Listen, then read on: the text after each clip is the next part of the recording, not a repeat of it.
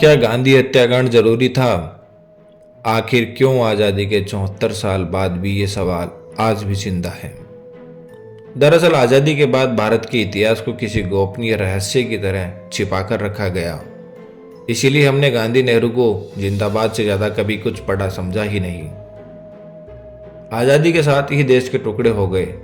बंटवारे की राजनीति में सीमाओं के साथ भावनाएं, उम्मीदें, भाईचारा, मोहब्बत सब कुछ बटा। अखंड भारत में बहने वाली पवित्र सिंधु अब सीमा पार बहने लगी थी। दोनों तरफ से बहुत सारे बेकसूर लोग मारे गए, क्योंकि ऐलान हो चुका था पाकिस्तान में मुसलमान और हिंदुस्तान में हिंदू रहेंगे। यहाँ तक के सफर में जो चेहरे फ्रंट लाइन में रहे वे चमकते चले गए। उनमें से कई चेहरे देश पर खुद को थोपने की होड़ में लगे थे। दूसरी तरफ देश के लिए मिटने वाले कई चेहरे समय के साथ धुंधले होते चले गए।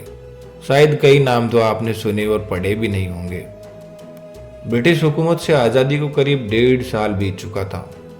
देश में शासन को लेकर शीर्ष नेता रणनीति बना रहे थे। मुस्लिम नेताओं की राजनीतिक मांगों का लगातार समर्थन किया जा रहा था। ये बेचैन कर देने वाला था। फिर हुआ आज़ाद भारत में एक हत्याकांड, जिसने पूरे देश को दहला कर रख दिया था। मैं दिनेश कुमार लेकर आया हूँ नाथूराम गोडसे के विचारों की ऑडियो बुक। हम आगे बढ़े उससे पहले एक सवाल पूछते हैं, आप गोडसे को किस रूप में देखते हैं? एक नाथूराम गोडसे जो गांधी का हत्यारा था, और दूसरा वह गोडसे जो गांधी की हिंदू विरोधी और मुस्लिम समर्थक नीतियों का बाहरी आलोचक था। विक्षिप्त कहे जाने वाले नाथूराम गोडसे ने उस समय विशेष न्यायालय में अपना एक लंबा बयान दिया था, जो लगभग 1 सप्ताह तक चला था। लेकिन बयान को सार्वजनिक होने पर तत्कालीन सरकार ने सभी प्रचार माध्यमों पर रोक लगा दी थी। आखिर 1968 में मुंबई उच्च न्यायालय ने रोक हटा दी थी।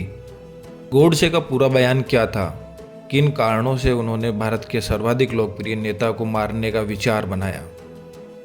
गांधी की हत्या के बाद गोडसे ने कन्फेस करते हुए कहा था, यदि देशभक्ति पाप है तो मैं मानता हूं मैंने पाप किया है।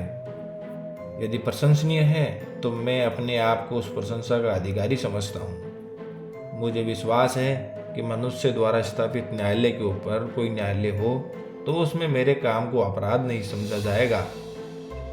मैंने देश और जाति की भलाई के लिए यह काम किया है।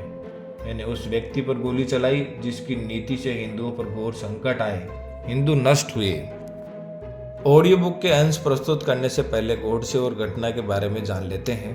तो बढ़ते हैं घटनाक्रम वाले दिन से आगे की ओर।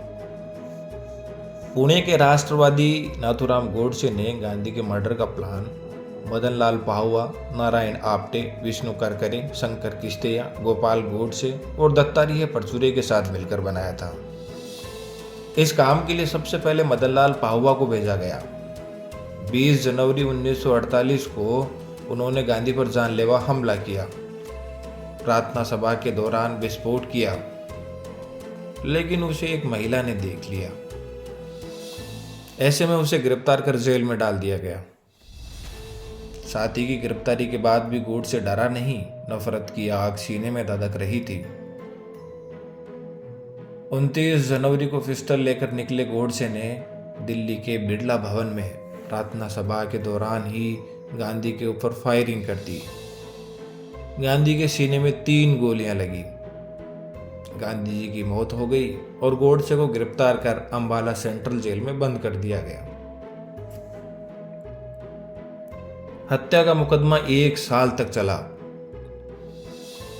8 नवंबर 1949 को नाथूराम गोडसे और नारायण आप्टे को मौत की सजा सुना दी गई। आखिर वो दिन आ गया जब दोनों को सजाए मौत देनी थी। गोडसे अखंड भारत चाहते थे। इसकी झलकी फांसी पर चढ़ने से पहले देखने को मिली। 15 नवंबर 1949 को जब उनको फांसी के फंदे पर लटकाने के लिए ले जाया जा रहा था, तो उनके एक हाथ में गीता और अखंड भारत का नक्शा था, दूसरे हाथ में भगवा ध्वज था। फंदे पर चढ़ने से पहले उन्होंने नमस्ते सदा वत्सले का उच्चारण किया था, जिसका मतलब होता है, हे प्यार करने वाली मातृभूमि, मैं तुझे सदा नमस्कार करता हूँ। बाकी 5 लोग विष्णु करकरे, मदन लाल पाहुआ, शंकर किस्तिया, गोपाल गोडसे, दत्तात्रेय परचूरे को उम्र कैद की सजा दी गई। बाद में हाईकोर्ट ने किस्तिया और परचूरे को बरी कर दिया था। लेकिन राजनीति ये स्थापित कर चुकी थी कि गोडसे एक सरफिरा आदमी था, हत्यारा था, जिसने गांधी की हत्या कर दी। ऐसे लोगों के लिए देखा जाए तो गांधी से ज्यादा गोडसे महत्वपूर्ण है। राजनीतिक रोटियां सेकने के लिए गोडसे को फांसी तो दे दी गई, लेकिन उसे जिंदा रखा गया। उसके बयान सार्वजनिक नहीं किए गए। अगर उस समय वे सार्वजनिक किए जाते तो आज देश का अलग इतिहास होता। बच्चे किताबों में सच्चाई को पढ़कर बड़े हुए होते। लेकिन अब गोडसे को लेकर लोगों की धारणा मत विचार भी बदलने लगे हैं। वास्तव में गोडसे सिरफिरे बिल्कुल नहीं थे। वे एक अखबार के संपादक थे। उनका गांधी जी से कोई निजी विवाद नहीं था। गोडसे मानते थे कि अगर गांधी रहा तो हिंदू कायर हो जाएंगे और देश के टुकड़े होते ही जाएंगे। उनकी मुस्लिम हितैषी भावना से हिंदुओं पर संकट था। जेल में बंद रहने के दौरान गोडसे ने कई पत्र लिखे, जिसमें मृत्यु पत्र भी शामिल है। अंतिम इच्छा के बारे में लिखा था कि मेरे शरीर के कुछ हिस्से को संभाल कर रखना, और जब सिंधु नदी स्वतंत्र भारत में फिर से समाहित हो जाए और फिर से अखंड भारत का निर्माण हो जाए, तब मेरी अस्थियां उसमें प्रवाहित करना। इसमें 2000 पीढ़ियां भी लग जाए तो कोई बात नहीं। गोडसे की मौत के बाद परिवार को शव नहीं दिया गया था। अंदर ही अंदर एक गाड़ी में डालकर गग्गर नदी के पास ले जाया गया और वहीं पर अंतिम संस्कार कर दिया गया था। हिंदू महासभा के ही एक अत्रि नाम के कार्यकर्ता पीछे पीछे गए थे। जब चिता की अग्नि शांत हो गई तो वह अस्थियां लेकर लौट आए। गोडसे की अंतिम इच्छा के अनुसार उनकी अस्थियां आज भी चांदी के कलश में सुरक्षित हैं।